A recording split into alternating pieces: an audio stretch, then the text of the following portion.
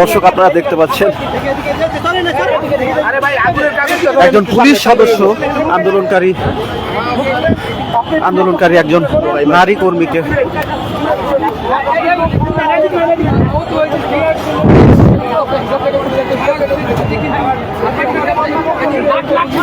Police এখানে আন্দোলনকারী একজনকে টিয়ারশেলের তীব্রতা কমানোর জন্য আগুন দিয়ে সাহায্য করছে।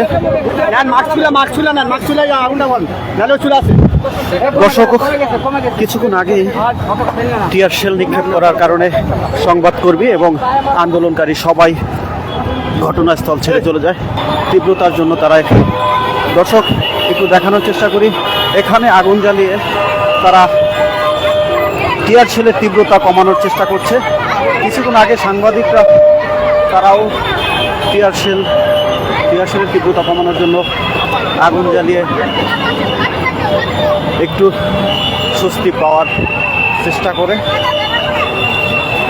দেখছেন এখানে কিছু আন্দোলনকারী জড়ো হয়ে আগুন